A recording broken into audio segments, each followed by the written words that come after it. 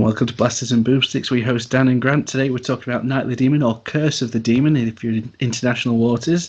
It's the 1957 supernatural horror based on the book Cast of the Runes, the story of Cast of the Runes by M.R. James. It's about Dr. Holden, played by Dana Andrews, who travels to London to attend a paranormal psychology conference to expose devil cult leader Julian Carswell. Grant, Night of the Demon. First foray. Yes, yeah, this is the first time I've seen this film, and heard a lot of good things. Turns up on a lot of lists, a lot of top horrors or top classic horrors or psychological films, and I am not disappointed. Good. Not one bit. I watched the film in the daytime. Yep. Curtains closed, and I will say there's a few bits that had me on edge. Yeah. And for a black and white oldie, that's really good. I think the first thing that comes into everybody's mind should be the atmosphere. Yeah. We're treated to I'm sure we'll come to it in a moment, but we kind of were treated to two guys having an argument, which obviously one turns out to be the antagonist of the film, and we are set straight into this conversation about someone panicking that something's happening. There's a turn of events of, is negatively affecting this other character, and our antagonist is leading these events, and we're a little bit unsure yet, but we just drop straight into this guy, and again, we're given no backstory. It's just these two guys arguing about effectively a curse, and this guy's panicking, and he wants him to Carswell, the antagonist, he wants him to take it off, this curse, or do this. This is what you don't know specifically at the time, but you surmise this is happening. It is what is happening. But that's the genius of it. You dropped. It's like being a fly on the wall in this movie. Yep. There's no filler backstory. There's none of that. It's just like, this is what's happening. These characters are here. You are along for the ride with them, and it's just. Like I said, it's not hell for leather, but it's beautifully paced. Oh yeah, it's crafted incredibly well, and it expands on the novel, and it just, I think it's elevated by its performances. We talked about this before. Dana Andrews as John Holden, Niall McGuinness as Carswell, and together, I would say, the performance, the back and forth between the two is phenomenal. It's great. Yeah. It's such a great bit of character acting. But Niall McGuinness is Carswell. I could watch it the entire 90 minutes, just him.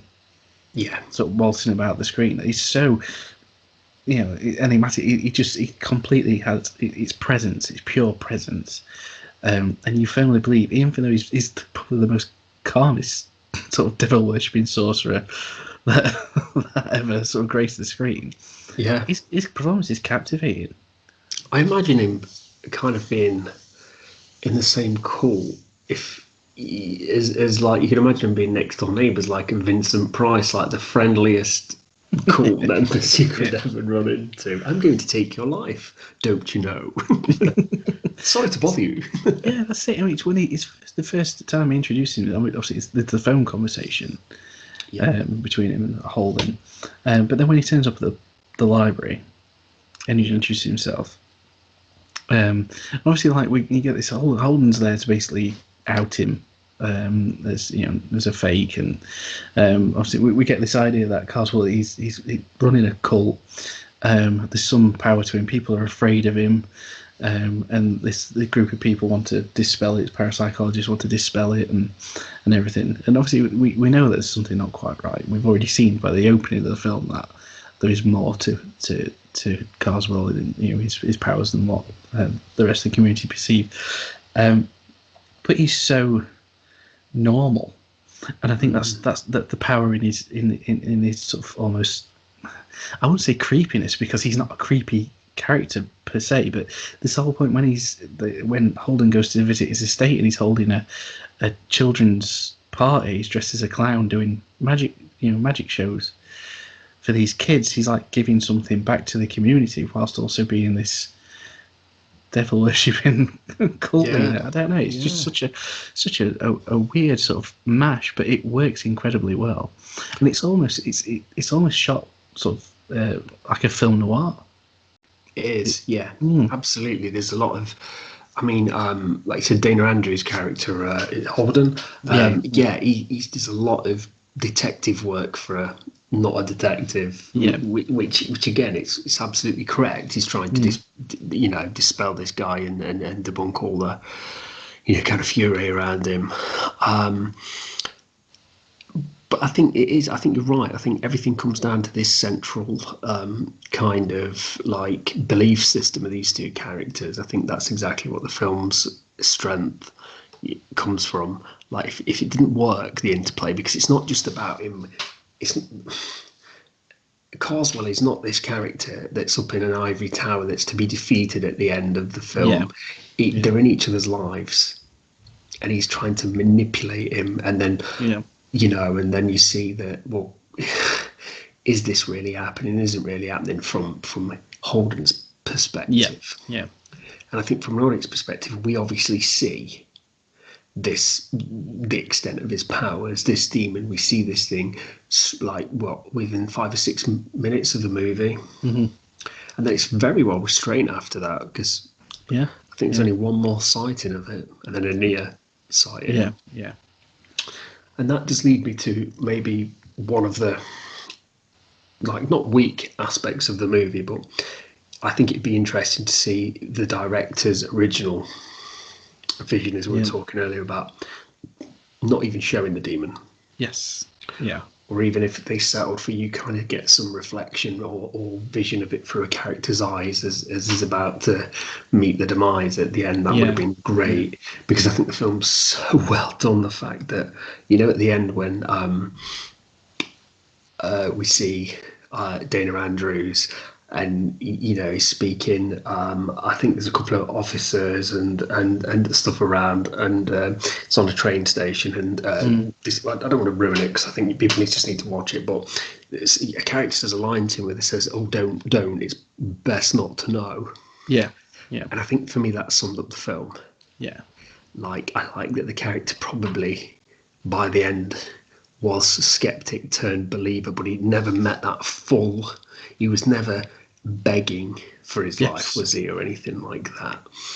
And I think, give this character a couple of years, if this character was a real person, he'd probably go back to being a skeptic again, I think. So I think not seeing the creature, the demon, would have tied really well into the script that they've already done, and clearly shows that the director did make this as a psychological movie. But I will say, for 1957, the design is incredible. It is. It's incredible.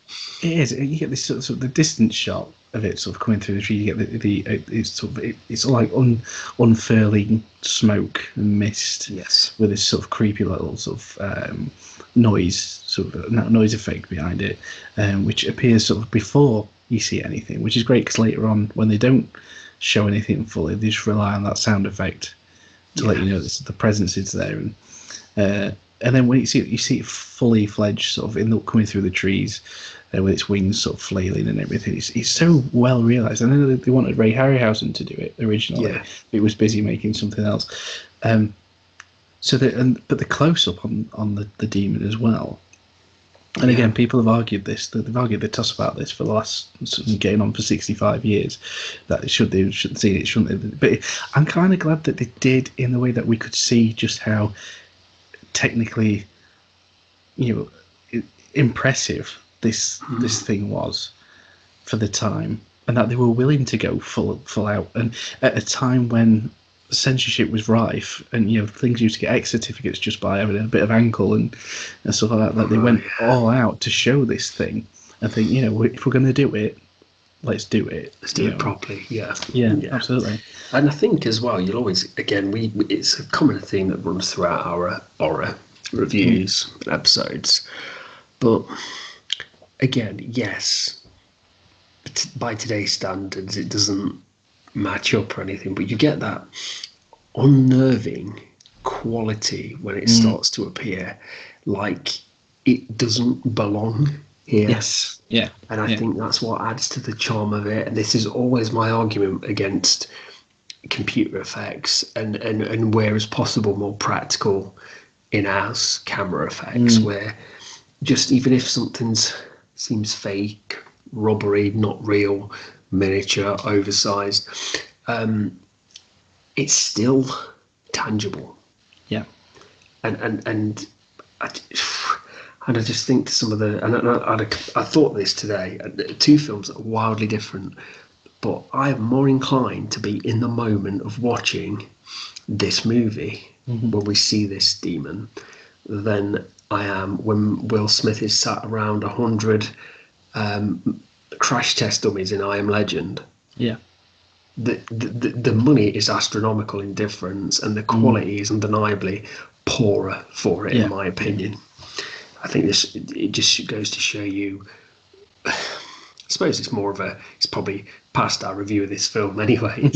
It's more of a like, and I suppose it sums it up for me actually quite well. Is this film sums up where filmmaking was, and where it probably needs to get back to. Yeah, telling a story. Oh yeah, and telling the story well, no matter, and it never shies away from going, I'm a devil worshipper. It doesn't try to like give it a little nickname or make it sound more, I don't know, make it sound more respectable in that societal world. It sticks to what it is, and I loved that about it and appreciated it. And it's just every actor, because the little shout out to the group of to Dana Andrews' group that he has with him, they were all fantastic. Oh yeah, that's it. The cast, the rest of the cast filled out, and Peggy Cummins is Joanna Harrington. Holds around in a world where, and no disrespect now, but in a world where women wouldn't have been taken seriously in academic circles, they wouldn't have been listened to, especially during that period of filmmaking. They're usually the femme fatale or the moll or whatever. She completely holds her own with a very male centric cast. Yeah, absolutely. And she's a strong voice throughout it. She's absolutely brilliant, and she becomes, she's part of the plot's reliant on her as well, on the information she holds. So that's I really praise them for that as well. And Carswell's mother as well. She's great. Yeah, she's great. Yeah, she's absolutely fantastic. Yeah.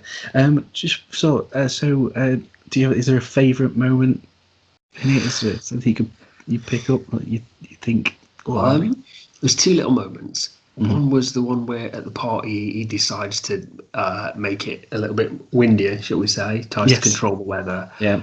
And I thought that was such a fantastic use of sound effects for weather, because it sounds like now, although he made it windy, but the fact is he brought a storm. Yeah. Without it being showy or it was like a bit of an unnerving kind of, see, this is the tip of the iceberg kind of moment. And I really, really liked the final scene. I think that was really good when he confronts Carswell on the train. I thought that was brilliant. Just shot really well. Again, just the pacing, and we get to see the other side of Carswell, and this is where, if again with the film, with Dana Andrews' character Holden, surely this is the part where he's thinking, hang on a second, and you see that it's like that, still that back and forth of, where's your stuff? Oh no, I'm not taking that back. Yes, yeah. That was you see, you pick the two. If I'm going to do two, you pick the two sort of bits for me, and it's both of it is Carswell stuff, and it's the party with the wind, because it's sort of all this self-confidence, and I can, if you want something proven to you, here you go, the conjuring up a storm, and it's just done so well. And like you said, the end scene, the panic on Carswell's face, all this stuff starts unraveling, and he's realizing what's going on, and and stuff. And I said I don't want to say anything to spoil it for people. It's fantastic. And again, likewise, I think for me there are no real weak elements. I think it's again, like you said, it might be interesting to see how they would have handled it, how it would play if they'd not shown the demon. But I think part of that is so iconic now. Yeah. That I think if I'd seen it any other way, I might have been thinking, I wonder how they would have realised that back in '57. Yeah, hindsight, Yeah. wonderful. And Yeah. I wouldn't want like someone to do a hatchet job now and just have the demon like in the distance, then suddenly you'd have the mist come right forward, and then you'd have the demon close up and a reach out, because it just feels like it wouldn't have been there. Part of it, its charm was how it got there, and it was in the distance and got there so quickly. Yeah. It Yeah. was so like hypnotic, almost like you couldn't take your eyes away from Yeah. it. Well, that's the So pretty legacy of it, isn't it? It's, you know, the legacy. It's on a lot of people's top. If it's not in the top 10, you know, especially the British horror, it's in, you know, definitely in the top sort of 100 of all, you know, all time horror. And also it I always think, and I have absolute 80s on the radio all the time. That's what I listen to in the car. And Hounds of Love by Kate Bush. Starts with "It's Coming Through the Trees," which is they take the sound clip straight from this. So every time that comes on, and they play it a lot, instantly taken back to a film that I absolutely adore. So I'm so glad you enjoyed it. Yeah, I'm really, really glad. Yeah, no, it's absolutely fantastic, and frustrates me when people can't watch anything that's older than like a couple of maybe like a couple of decades, and even going back, this me and you've watched Alice in Haunted Hill together. We've watched so many black and white films, and I just wish more people would, because you know the characters are just far more interesting sometimes. Situations, the atmosphere, just you know. Big recommendation from yourself. Absolutely. Don't wait till Halloween. Just watch it. It's even if you got kiddies around and stuff like that, and you know you can watch it. There's nothing overtly like on the screen that's going to. It's all about atmosphere and dialogue and being in the moment. So so stick it on now. Yeah, do it. Yeah. Oh, thanks for that, mate. Really enjoyed that. No, absolutely. Right, thanks, guys. So go out and watch it. Give us a like, share, subscribe, and let's keep doing this. We're enjoying it. Brilliant. See you later.